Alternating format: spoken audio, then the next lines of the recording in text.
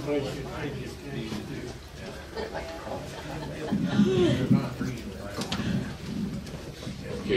we're fortunate today to have Clint organize all the things that happened today because of Clint here, and so we're lucky to have the general talk. Clint, big hand for Clint. Nothing would have happened without him, so we're awful lucky to have him do what he did. So Clint, I'd like you to introduce our general. The general, just so you know, we talked a little bit about in the other room, but he knows a lot about what happened in the 1950s, 60s, and 70s, and so we're lucky to have him living in Evansville, Boise High School graduate, Indiana University graduate, and a local boy from Washington Grade School and Baker School. So Clint. Of all the stories I've heard Gene tell me over the years, well, I'm not going to tell that one. But there's one incident where they were in Kentucky and doing some flying around Fort Campbell, and they decided to go supersonic at treetop level, and they leveled a church. The military had to pay for it. And was found out later that Gene led the flight in, so they took it out of his paycheck. Everybody, Gene 3.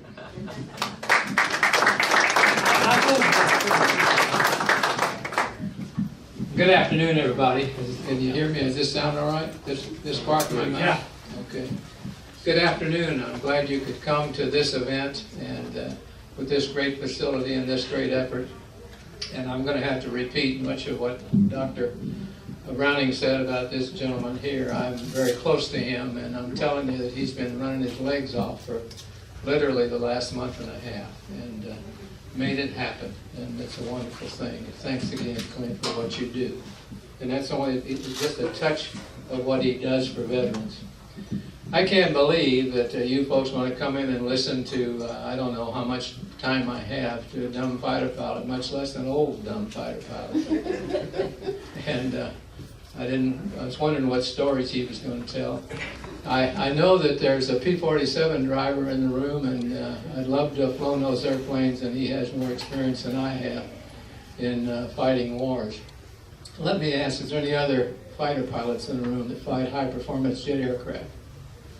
I have a reason for asking. If I embellish things, nobody can call me out. You know, there's an old story about fighter pilots that one day a fighter pilot told the truth, but that was only one day and it was a long time ago. I hope that I have something that interests all of you. This is not going to be a speech. I hope it's a discussion. And you can stop me anytime. I'm going to cover a lot of ground and topically. And if you want to stop and talk about any particular point that I try to make, then I'd be happy to do that. I'm always glad to talk about airplanes. What I'd like to do is take you through the history, recent history, at least my history, of flying fighter airplanes and how that mission has changed over the last 50 to 70 years. Starting out with my experiences, and I'll have to indulge me. I'll use the pronoun I a lot. I'm not doing that for self-service. I'm simply telling you what I've done. Secondly, you'll have to indulge me in this poor man's non-digital PowerPoint display I have. You'll look at it in some of these things and you think, I wonder where I got those. Let me give you a little more background about myself. Not again talking about me, but allow you to ask questions about what I've done. Personal background, Dr. Browning covered pretty well. I graduated from ROTC in flight training. I went to learn to fly in Hawthorne Flying School in Moultrie, Georgia. In my day, all of the first 6 months of pilot training was contracted out. And we had the great fortune of having World War II pilots as our instructors. In Moultrie, Georgia, there's only about 3 Air Force officers. What year? That was 1957. I graduated 57R. Thank you for asking that. Bevo Howard was the fellow's name, and he was a barnstormer that contracted that school, Hawthorne Flying School. And at graduation, each class, he would fly his Berger Jungmeister, a German-built biplane, come in upside down and pick up flags off the field and that sort of thing. He later killed himself in that airplane. It was put back together and for a while hung in the Smithsonian Museum in Washington. I was up there recently with Point Man about 6 months ago. And I couldn't find it. I don't know where they took that airplane. But we had flight training in those days, as is today. It was generally broken into 2 sections in 6 months. I learned to fly in a T-34, which is a little Beechcraft Bonanza with only 2 seats in it. A beautiful airplane, you could spin, acrobatics, and so on. Graduated to a T-28, which was about the size of a P-47, but not as powerful. And it had a tricycle landing gear. I've never flown a tail dragger, and where's Mr. Peterson? He could tell us about tail dragging. It's a different world when you have tricycle landing gear. That means you got a nose gear. Much easier airplane to land when you have a nose gear as opposed to a tail dragger.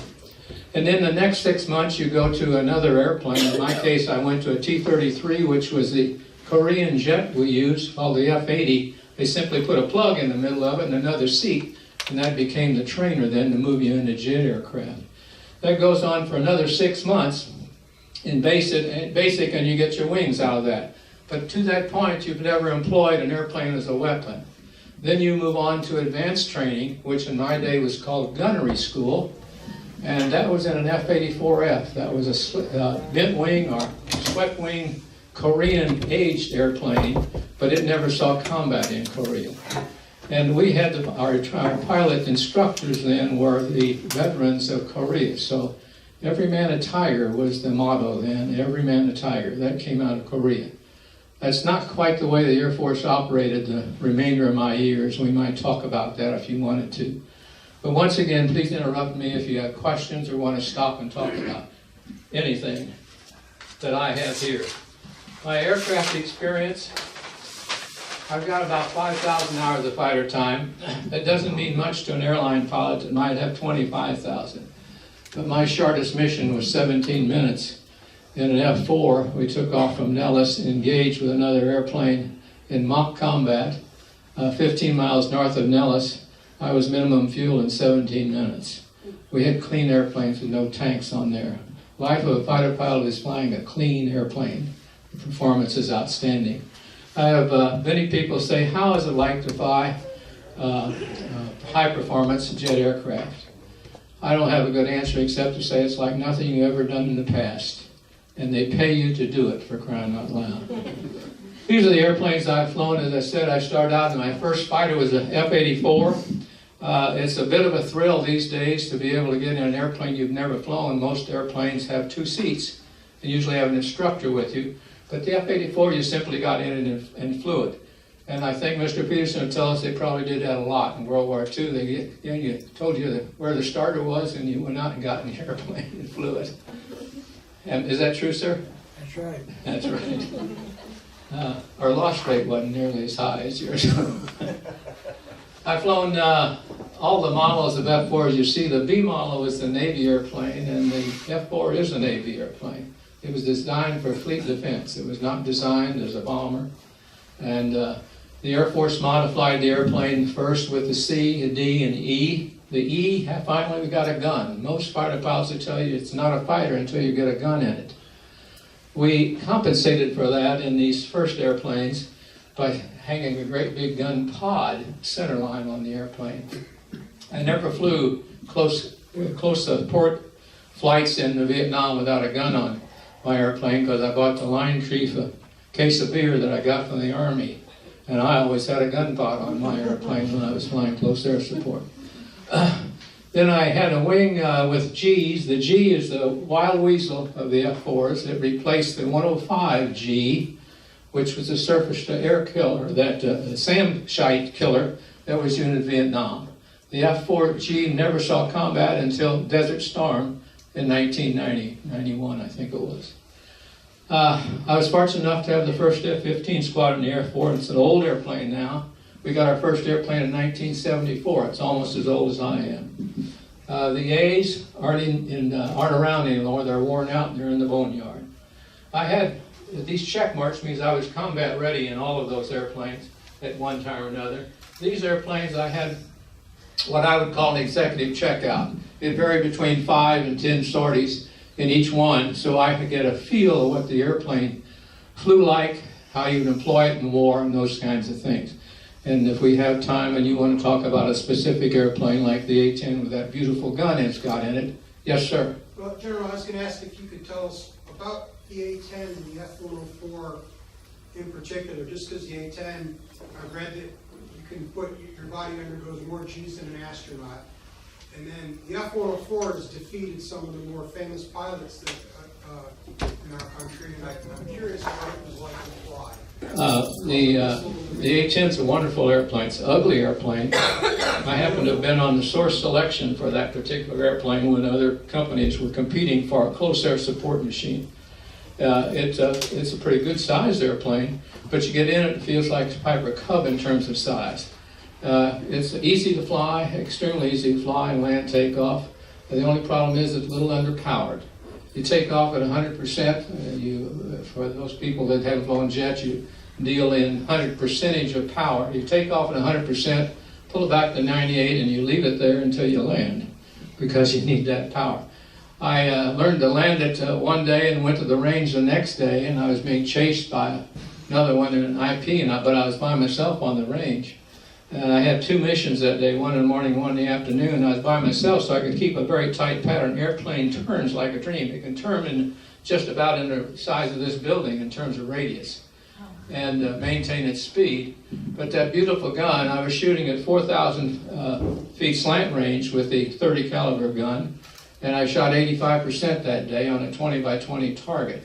That's a flat shooting, very flat shooting gun. And the 20 calibers, for example, in the F4, if you got out past about 2,000 feet, you were out too far in terms of assisting troops in contacts and being accurate. So it's a great airplane. It's about worn out.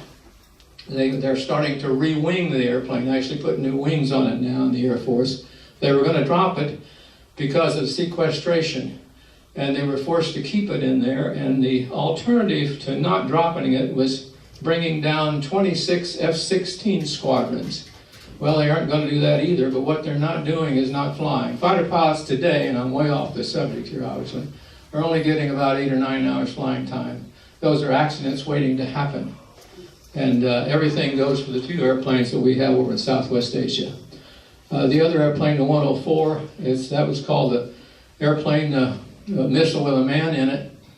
It was very fast. It was built for a nuclear attack, low level, which the 105 was, and many of the airplanes, and even the F4, and the F-100 before it was used for nuclear alert.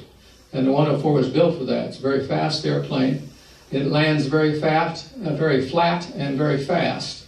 Come down final at about 180 knots. Has a very small wing. Can't turn with the Dern. If you were to get in a fight with an airplane, you're in trouble. So a 104 pilot would keep his smash up and come blowing through an engagement. But if you ever want to turn with it, he's out of luck. However, it had a gun in it, the same Gatling gun the F4 does. Does that answer your question? Yes, sir. Thank you.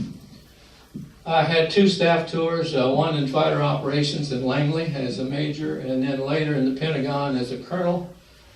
We call this the Funny Palace, or the Fighter Pilot's Triangle, and I don't want to go back. I'm a graduate of the Naval War College and the Army War College. You wonder why I'm in the Air Force.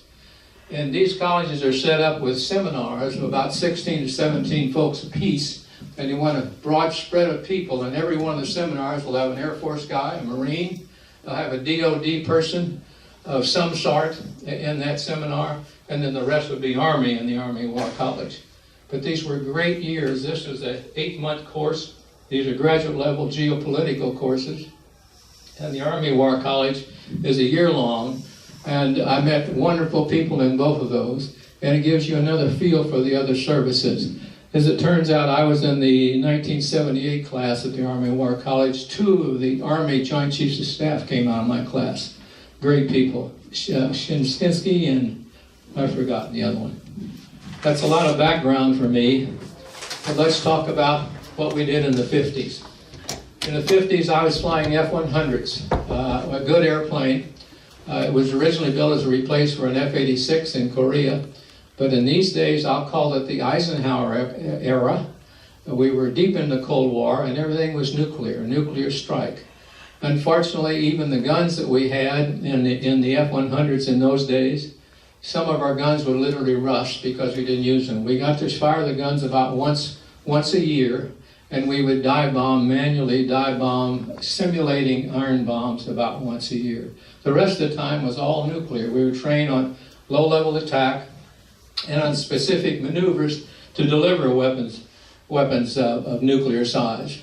I was stationed at the time in New Mexico, and we were designated to go east or west, Pacific or the Atlantic.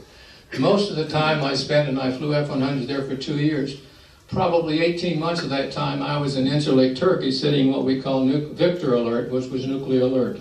A side story on that, I was in Incirlik in 1960 when Francis Powers, everybody know Francis Powers, the U-2, got shot down? We normally kept 4 airplanes on Victor Alert, and each flight would be on alert for a week.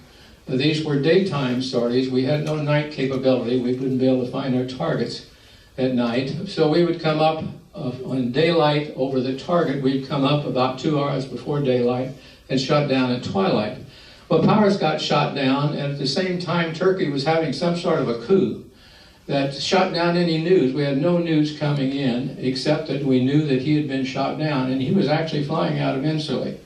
That particular mission, he flew out of Pakistan. And I got a little frightened. I was second lieutenant, and we took every airplane we had on the base. We had 18 airplanes in Turkey, lined them up on the runway, and loaded nuclear weapons. I thought we were going to go to war, and I'm not sure I signed up for this thing. On the other hand, if you think about it, it wouldn't have made much difference if we had gone to nuclear war. We wouldn't have much left of anything. Another interesting point on our missions were all one way. We were in Incirlik in southern Turkey. That's almost down on the Iskandarian Gulf in the Mediterranean. Our targets were all primarily up in the Crimea area, which has been in the news in the last couple of years as Putin has taken that area over. And they were along the periphery. The big bombers would be coming in a little bit later, and they'd get to deeper targets. We were what was called they took out counter force targets. I'm talking about missiles, airfields, those kinds of things. We in the fighter business were counter value. That's code words for cities. And our cities that are targeted, as I said, were along the coast. We had enough fuel to fly all the way across the Black Sea and get about halfway back, and we'd have to jump out because we'd be out of gas. Gas, altitude, and airspeed are the 3 things the fighter pilot never has enough of unless he's on fire. But fuel is always a problem in a fighter. We had tankers in those days, but the tankers were all dedicated to the bombers, so we had to go our missions were designated based on our range on the fighters. 6 months deployment to Turkey and Germany, doing the same thing. All had assigned targets. We memorized everything there was to know about them. I didn't need anything on my knee to get me there. I could tell you almost today what streets to go down to find my pull-up point for the delivery, and I'll talk about that delivery in just a second. As I said, we had assigned targets. We had 2 delivery systems from a fighter. We weren't flying at 30,000 feet and dropping the bomb and escaping the blast. We used the LABS, an acronym meaning Low Altitude Bombing System. As you know, the military and the Air Force is full of acronyms. This is my Mickey Mouse chart that I was telling you about that you were going. I hope you can see this. But essentially, it's a not very sophisticated approach, but it works very, very well, particularly for a nuclear weapon. The weapon we were carrying were something about half again as large in capability, explosive power as the bombs dropped in Japan at the end of World War II. They were very sleek bombs. They were about 1.5 feet in diameter, maybe to 24 inches in diameter, and about 8 feet long. That's only no larger than that. This particular maneuver, you'd come in at either 500 or 550 knots, pilot's choice, and you would line up, and this is of course 50 to 100 feet or as low as you could get to stay below radar. Wouldn't have helped us a great deal because coming across the Black Sea, there's nothing there to hide from, so radar could probably see you coming. But in any case, we'd find our target, and we were set to pull up, light the afterburners. We probably would be an afterburner at that kind of speed, to get that kind of speed. We immediately started a 4G pull, and you had 2 instruments to follow, and it's not the normal flight instruments. First of all, the G meter is not very accurate. It'll measure how much G you have on the airplane, and we're looking for a steady 4 Gs. And we had another instrument on the airplane that simply was a vertical line, but the gyros didn't tumble it as our normal attitudes. When you come up to this vertical position in a fighter or any airplane, the gyros will tumble and your instruments will tumble. This would not, but this was to keep us from deviating right or left. And we'd continue that 4G pull, and when we came over the target, by the way, that's the time we would hit the pickle button. At a predetermined, calculated release point, the bomb would come off. It would go up to 25,000 feet. We would roll out on top, upside down. I thought I bought a model here, someplace, and perform a Immelman maneuver. The pilots in the room will know what that is. We're upside down and dropped our bomb, get the nose down, roll again. That's named after German fighter pilot Immelman from World War II, and that was his famous maneuver for changing directions. But the point here is we were trying to accelerate to get away from the bomb blast. Still an afterburner, and as I said, in our instance, in these particular targets, about 150 miles out at sea, we'd have to punch out had we ever been launched. The other type of deal we had was to toss the bomb. And again, we're trying to get away from the blast. And you'd have to have a good initial point for a pull-up, and you'd usually leave it somewhere around 15 to 20 degrees. And you could toss the bomb about 5 miles, and then turn back away from the target and again escape that blast. And head back out. Thank God it never happened. After that, we came into another period of time. I actually got out of the Air Force for 2 years and worked for Meade Johnson. I don't remember being in this building or one like it, but I was the detail man up in Canton, Ohio. And the reason I got out of the Air Force, they were going to send me to B-47s. I said, no, I'm not going to fly bombers. And I wrote a lot of letters saying my wife was going to divorce me, etc. None of that was true. But I looked at my records many years later, and all of those letters were still in my file. I was recalled as a result of the Cuban crisis in 1962. And now we call that, we're moved from the Eisenhower to the Kennedy era. Kennedy and his staff and the Department of Defense realized that the only reaction they had as far as airplanes go was nuclear deterrence. And he thought he needed some lower level abilities to fight with an Air Force. In other words, back to a World War II type iron bombs and guns and rockets, etc. And that was the result of my recall, and I was in 2 wings that were formed down in MacDill out of recallees like myself and National Guard folks that had been activated the year earlier because of the Berlin crisis. And most of those Guard people decided to stay. And we didn't have any new airplanes for this expansion of the tactical forces, so we flew the airplanes the Guard had, and they were called F-84Fs. That's the airplane I started out with in gunnery school when I first got my wings. And so we were going to fly the F-84F. It's a pretty good airplane. It was underpowered. You never wanted to get below 350 knots, and if you threw it 350 knots, we try to slow down the strafe, particularly on target, so we get a good score. And you got longer time to shoot when you're slowing down, as opposed to normal speed for strafing would be 400 to 450 knots. If you slow down to 350, the airplane would get what's called a Dutch roll. It'd start going like this, no one the damn thing you could do about it. And we then sat Victor alert again with conventional weapons for the Cuban crisis and F-84s. And I was stationed in Florida at the time, and there were about at that time about 6 Air Force bases in Florida, a couple Navy bases, Key West and so on, and St. Augustine. I'm here to tell you that every Air Force base in Florida was crowded with airplanes. You literally could not move. At MacDill, we actually had a rocket got fired and took out a KB-50 tanker. And you couldn't have your airplanes loaded and pointing in some safe direction. You were always pointed at another airplane. We even practiced diagrams on figuring out how we're all going to get to the runway and get off if we were called to go to Cuba. We sat normally again during daylight hours on alert in the squadrons.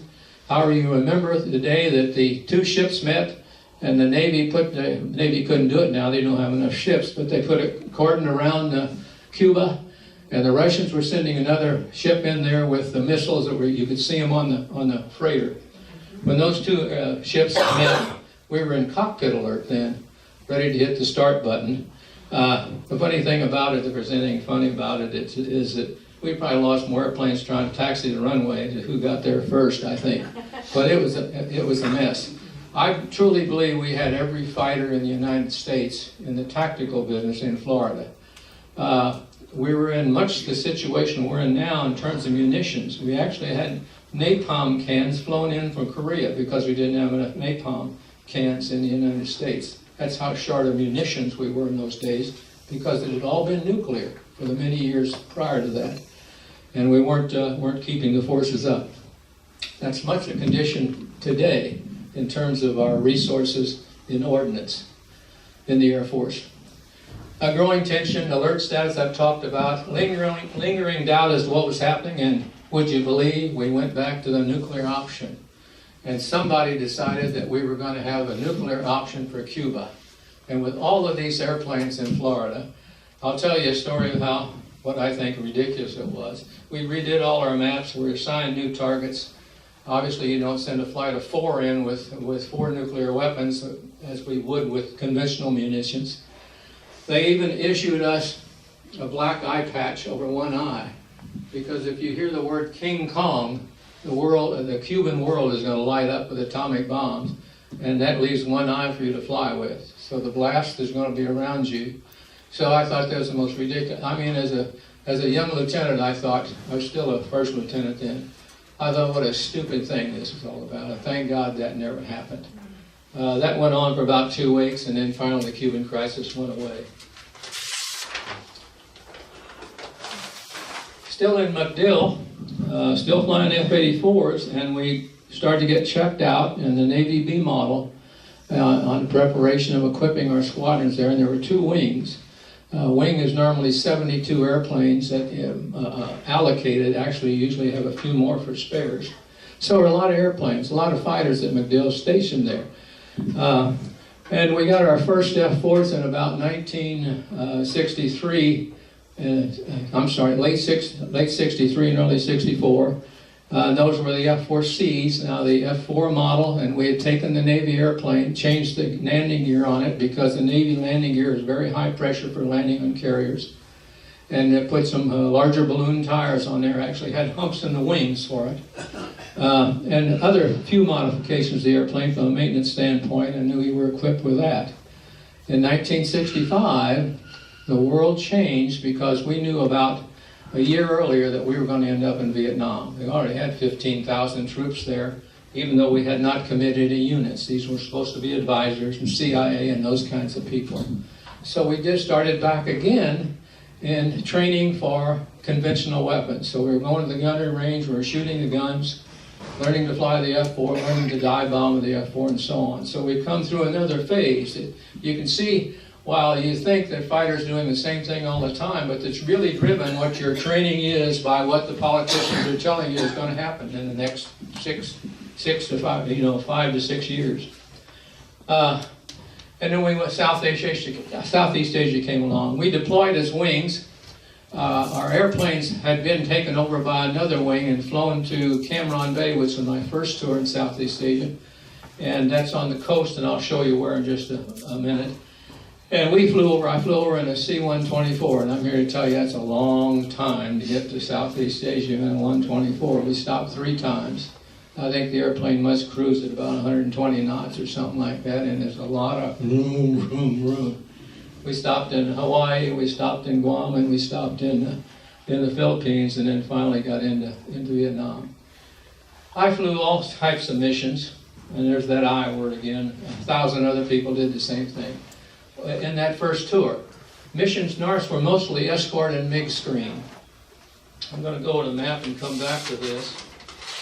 And you won't be able to tell a great deal about this map because it's too far away from you.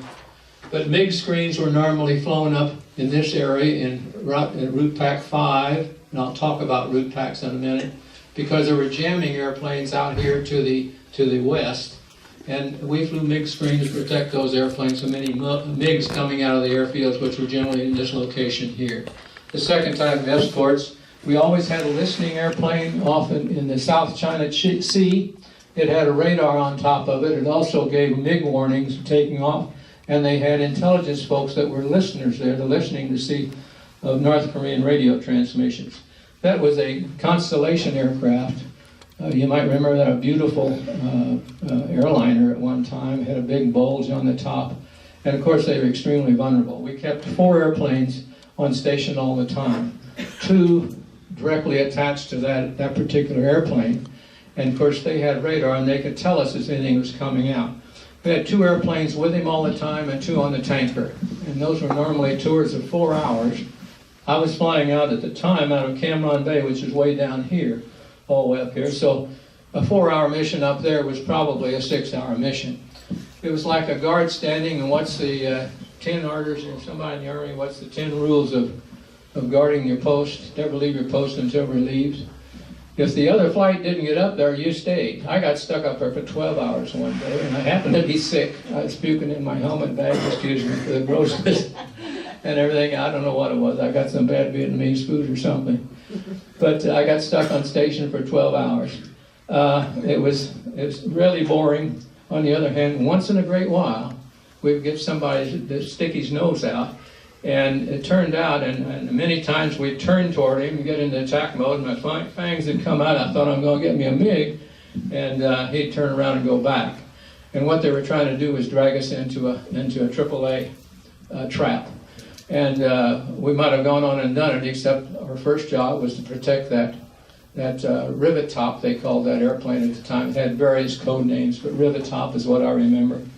And our job was to protect it. If we got in and got shot down, then the next one that came out would get to the rivet top. So we didn't go in too deep. I'd get within about 30 miles of the coast and then turn back around and go back and protect the rivet top. Back to the kinds of missions.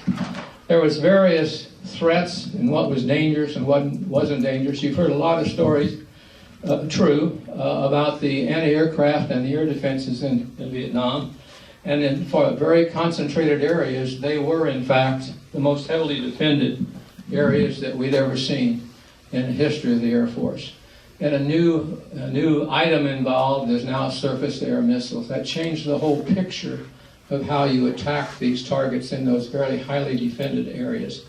Another thing complicating that situation is that we in the Air Force were driven by, I'll say, people sitting in leather chairs in air-conditioned rooms on targeting.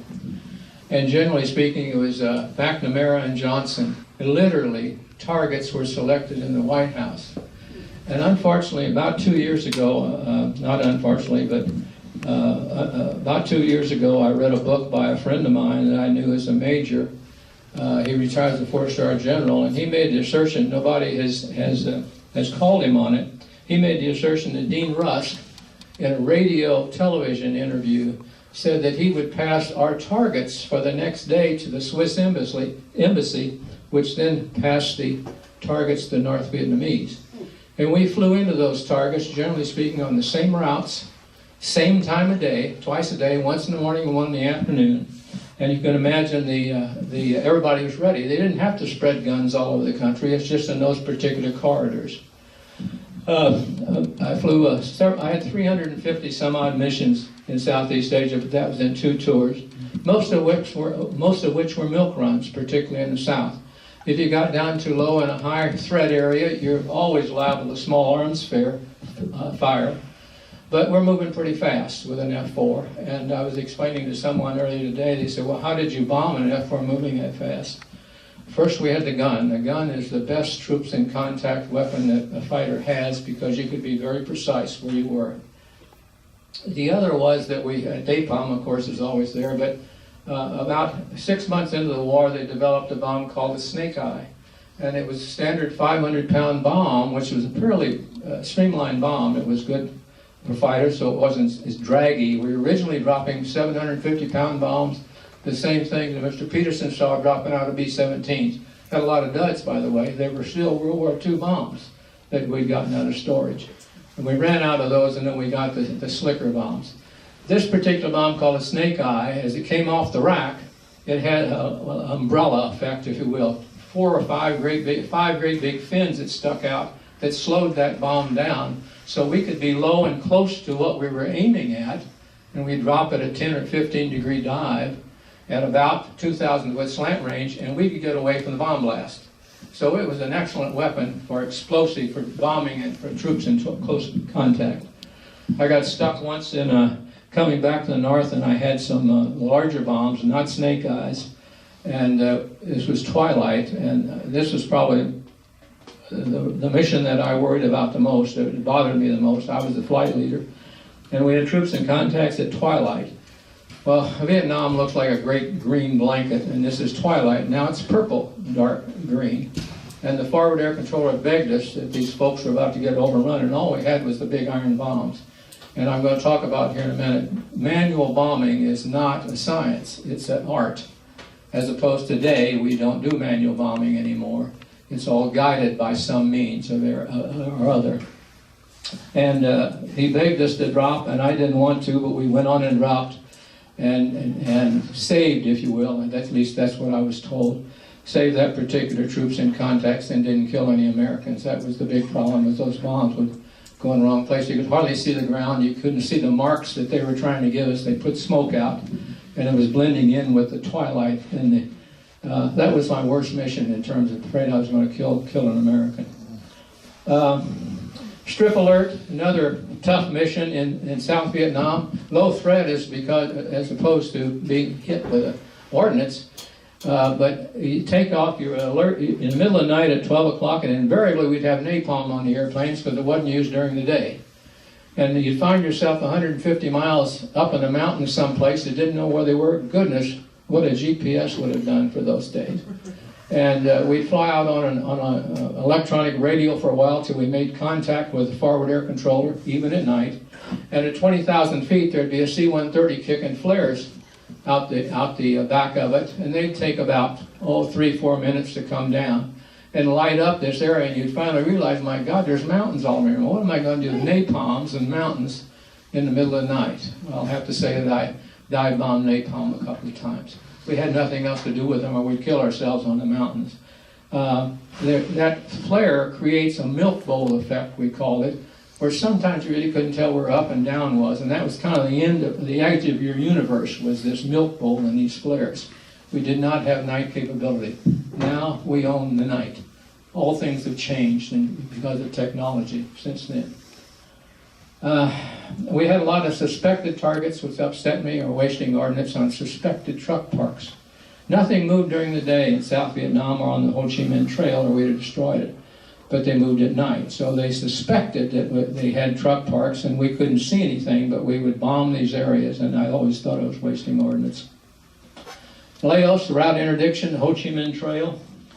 If you can see this color coming down here, this designates the Ho Chi Minh Trail, and these are offshoots coming into. We spent a great deal of time bombing the Ho Chi Minh Trail. Not anything that we could see. We were bombing breaks in the Ho Chi Minh Trail. We'd find the steepest hills where these dirt roads were going around, the steepest karst, they call them. And we would cut the roads with bombs and cut any bridges we found, even water fords. We'd bomb water fords. So it's not a very rewarding missions, particularly because you'd come back in a week and you'd have to do it all over again. So we spent a lot of time doing that. I spent probably 20, 30 missions on an area called the Chapone up here just north of the DMZ. In one particular place, cutting that road. Sometimes we didn't hit. As I said, manual bombing is not an easy thing to do. What this does employ, all these blue lines is where we had, these are B-52s that could come in from Guam, but you see all of these arrows around here, and the number's not important, and over here in Thailand, we had a wing at least in each of those locations, so we had a tremendous Air Force there, but we weren't allowed to use it. Targeting was done literally in the White House. Lyndon Johnson once said, and I heard the recording, said, "You flyboys aren't going to bomb an outhouse without my approval." Contrast that with a video that I just happened to see yesterday, and it was a video showing World War II, the B-29s flying out of Guam and Tinian going up to when we were bombing Japan. And they had old Curtis LeMay there with his 2 wing commanders, and they were picking out the targets. And he was deciding when to go. Nobody was telling him what to bomb and when to bomb. And we were not allowed up north. There was a 30-mile buffer area around China. South of China, you couldn't fly. You couldn't go into Hanoi itself. And so there's only 2 railroads coming, supply railroads coming out of China. There was only about 15 miles that you could tack in there. And had a lot of my friends were shot down there. Why was that? Because they knew that's where we could only bomb. And that's where the armaments, that's where the munitions were. They finally got up to, they were shooting 25,000 tons of munition a month out of North Vietnam. Plus the surface-to-air missiles, which is a new thing entirely. The surface-to-air missile they used was an SA-2. It was first generation. It was old. We ultimately learned to fly a kind of formation. This particular airplane has a pod on it here. This is a jamming pod. It actually took one of our Sparrow stations. The Sparrow is an air-to-air missile. Took one of our Sparrow stations, and we finally found flying in a flight of 4 at about 1,000 feet spread, which is not a good tactical formation, and raising and lowering the airplane's altitude changes, that confused the controller on the ground. He's looking at a bunch of lines, and he couldn't pick an airplane out of there to lock on. We had very primitive, at that time in '65, raw gear, which is radar, homing, and warning, and that's a little bitty instrument, sits right up on top of the cockpit here, and it would give you a signal when in fact you were being swept by any radar, not just surface-to-air missile radar, but any radar. If in fact you were locked on with a missile in guidance, it would sound exactly like you hear a rattlesnake rattling in your ear, and you knew we were in trouble. You could normally defeat those missiles if you could see them. You had to see them to defeat them. And because you could outturn him. The missile was coming up at about Mach 3.5, therefore it couldn't turn very rapidly. And so what you do is put that missile on your wing, just like you'd fight another airplane, to get an angular difference. And you'd wait till you couldn't stand it anymore, and you'd either pull up or go down, and he couldn't make that turn. The missile couldn't make that turn, and would go over you and probably explode in space someplace. So that's how you fought the surface-to-air missiles, unfortunately. And it was a big smoke trail on the missile. And if you happen to be looking in the area of the site, you'd see you would see the launch. It would be a white smoke when the launch occurred, if it was a clear day. Weather was another significant problem all through Vietnam. You would have thunderstorms there to 50,000 feet. And they would, during the monsoon season, they would last, which lasted about 4 months. It was tough to get around weather. And you do not fly in weather in the combat zone with that kind of defenses, or you just get plugged while you're in the clouds. What else can I tell you about that? The types of missions, as I said, were all kinds. Then we got into, I went back home after a tour and had a staff job. I talked my way out of that staff job and got back to Vietnam, actually to Thailand, at what I call the end of the war. And just at the very end, we were flying then out of Udon Thani, which was right up here, very close to the Laotian border, Viet Chin. By the way, this little circle here was where the tanker tracks were. You always took off, hit the tanker, and went in, so you had full tanks of gas going into the battle area. There are also tankers out here and out here. These guys had, you know what it takes. If somebody was coming out in trouble, and particularly with fuel, and you're always in trouble with fuel in a fighter, they would risk court-martial to come north of a line about right here to meet that fighter to get them back down. It happened day in and day out. It was very routine.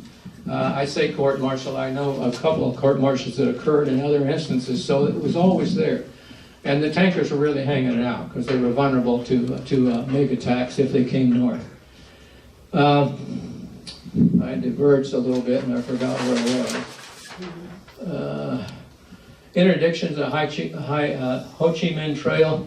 Once again, back to how dangerous were they? Not too dangerous. The further north you went in South Vietnam and further north you went on that Ho Chi Minh Trail, coming down through Laos, the heavier defenses would become. 37 millimeters, quad mounted 37 millimeters. You didn't want to get too close to the ground, and they were fairly effective, particularly when they started using radar laying equipment. Radar laid means the radar is tracking you. And F4 was also vulnerable for another reason you wouldn't think of. It's a smoker. F4 leaves a smoke trail like an engine on a train. And a gunner can come up and bring his sight picture right up that smoke trail until he gets to the fire. The engineers tried for years to get the smoke out of the J79, which we had, to no avail. Big Ugly was always a smoker. Then we got into a phony war. This is at the end of the war after the agreement had been signed in '73. And the North guys weren't supposed to bring anything down in South Vietnam. Well, I'm here to tell you that the Ho Chi Minh Trail is now a highway.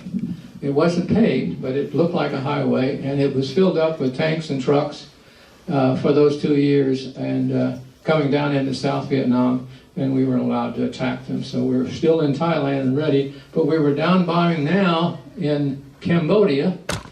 The Khmer Rouge was fighting the kingdom down there, and we were supporting the king, and we were dropping bombs down there.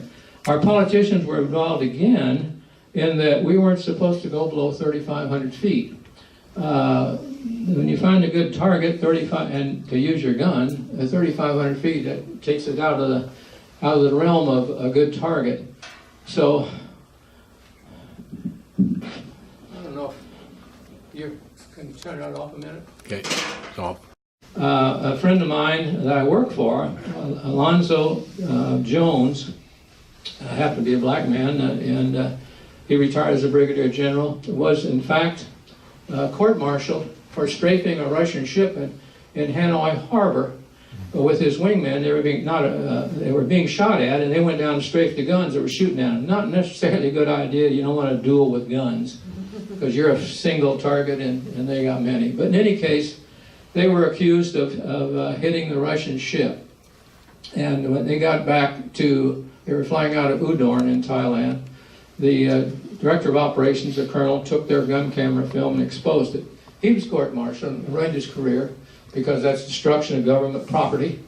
And it turns out, and they were court-martialed, by the way, later everything was taken off the books and cleaned off because it was determined that the holes in the Russian ships was actually, they were down pretty low, and the holes in the Russian ships were actually about this big, and all they had was 20 millimeters on the fighters. So it was the anti-aircraft that was shooting laterally at them as they were coming down shooting at the ships. And Alonzo got out of that, bless his heart. He was a great man, and I enjoyed working for him. We were in fighter headquarters at the time in a pukey staff job.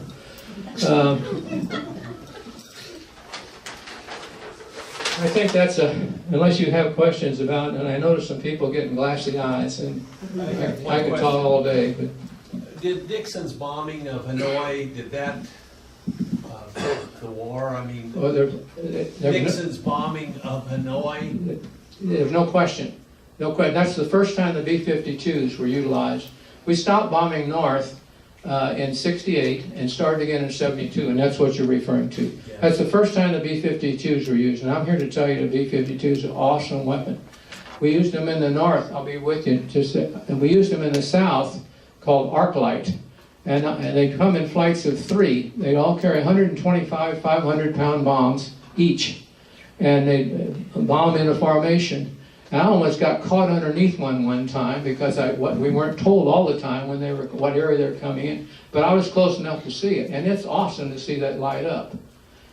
I'm going to diverge from this for just a second. Raqqa, are you familiar with Raqqa? That's where the ISIS headquarters is in Southwest Asia. And you remember the American was beheaded about a year and a half ago. We should have had 5 B-52s over Raqqa in 24 hours. And that's all it would have taken, 5 B-52s, and there wouldn't be in Raqqa.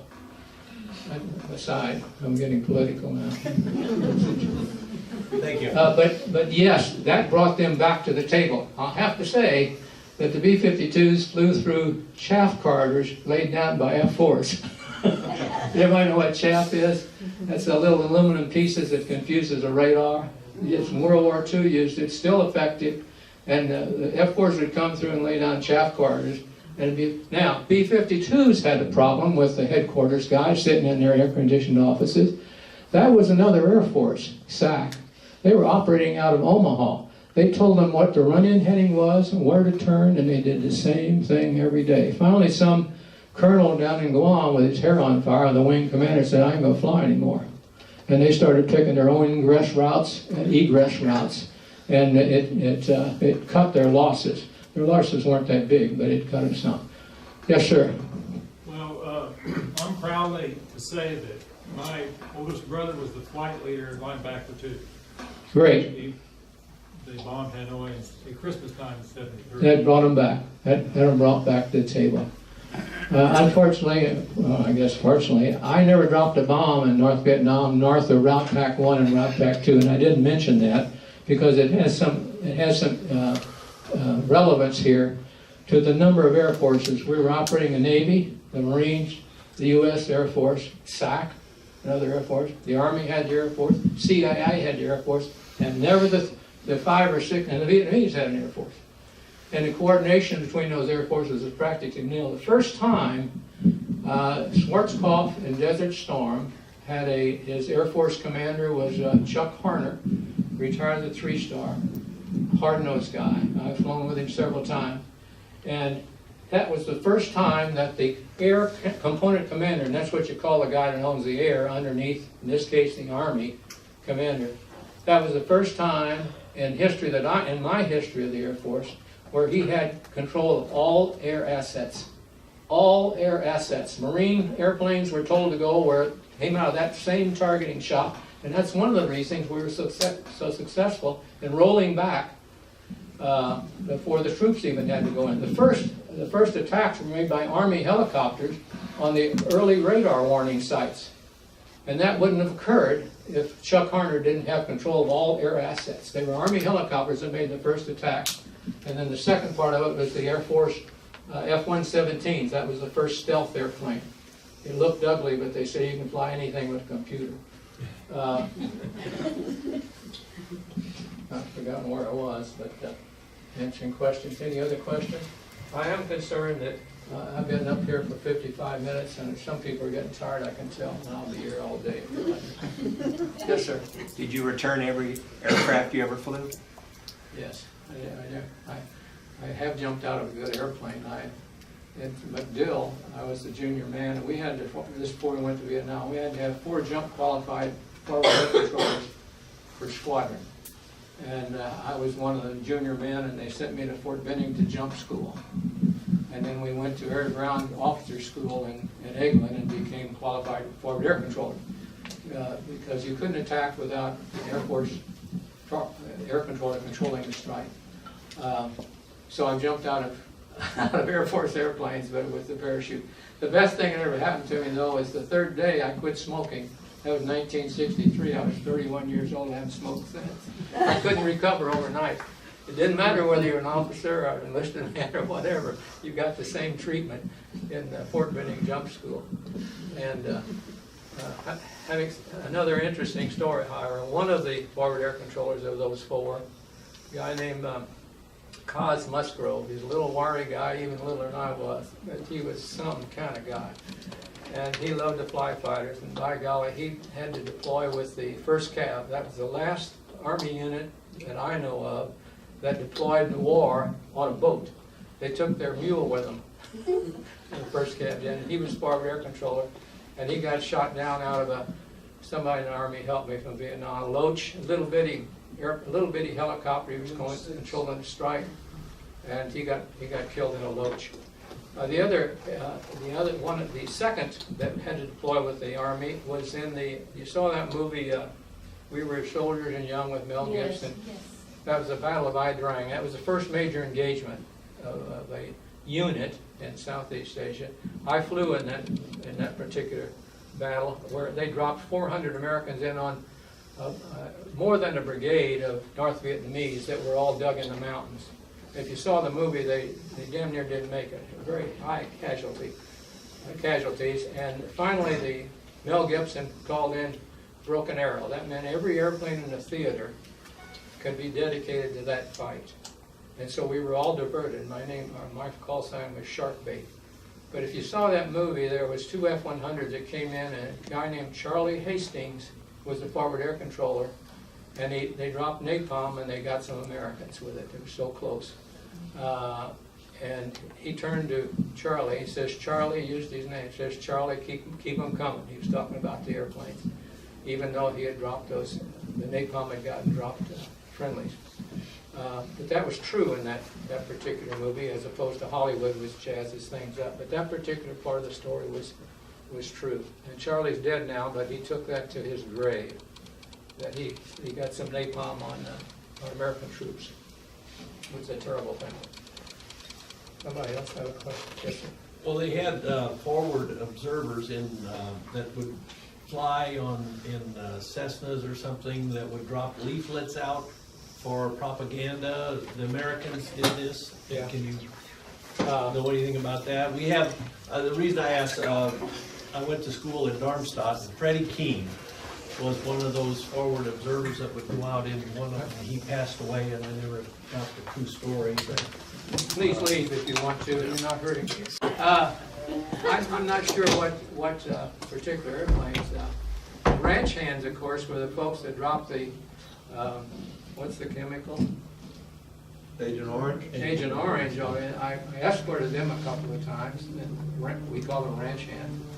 We would escort them in turn. So they were down close to the ground, so we covered them with ground fire. If we got any ground fire, we'd attack that site. But I don't know of any leaflet drops. That sounds like CIA to me. this was, he went to Armstrong School and was at St. Wendell. And his mission was to go out and in a small aircraft by himself and drop leaflets saying what they were, Did he control strikes? Because that sounds like a forward air controller. Yeah. Those are in small, one-engine single Cessna little airplanes. I went up to Quezon. One more story. Stop. In the first tour, each flight was assigned to these outposts all over Vietnam. We had with very small groups of Americans. And Quezon later became what the North thought was going to be our D&B and food. When the Marines were there, they had the Marines there, and they were surrounded and so on. But early on, it was a little bitty outpost. And each flight in a fighter squadron was assigned to one of these places, and our job was to make sure that we got to them when the weather was down, because that's when the attacks were going to come. So if we had any gas coming back from the north, we would wind our way through the valleys up to, in this case, Quezon, below the mountaintops, acting like the weather was keeping us down here until we could find them. And I went up in a goody bird and landed there. They had a PSP strip there, a sharp one, and landed in a goody bird and talked. There were 4 Americans there. One Air Force guy with his little L-19. He pulled it out of a little tunnel. This guy would get in it, and I said, "Where are you going?" Quezon is very close to the DMZ. He said, "I'm going up to the DMZ and see if I can get somebody to shoot at me." He had an AR-15 in there, and he had his name. It was like he was driving a sports car with his arm hanging out. Pretty crusty fellows.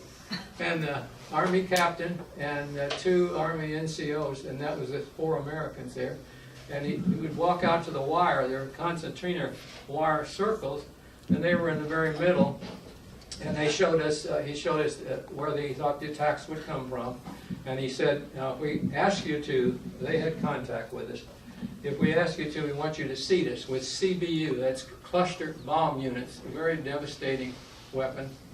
It's about as big as a hand grenade, and an F4, at that time, they came out the rear of a canister. And you come in level, low, and you spread them out, and one canister full would cover a football field. Some would explode immediately, some would be a little time bomb." And he wanted us to seed him. He said, "If we're getting overrun, we want you to seed." Over the top of them. They had Bangalore torpedoes to blow themselves out of their own wire. And he says, "You want to spend the night? We got scotch and bourbon over in there and steaks and everything." I said, "No, I think I'll go back to Cam Ranh Bay to my white sheets." I get a lot of help from the point men guys. And I always slept on white sheets. They're probably dirty white, but at least there were sheets to the other guys in Vietnam. I I can't hold a candle to those guys that fight face to face. You know, ours was our war was isolated human beings that we lost. We lost 12 out of my squadron, but they blew up on a mountainside or in the air or whatever, and you know that's the end of it. You don't see it face to face. So it's a different situation, and I can only think of what went on with the folks on the ground. I get it from the point man folks from time to time. Once again, I don't feel. I think that's about all I have to say. Thank you for your service, sir. I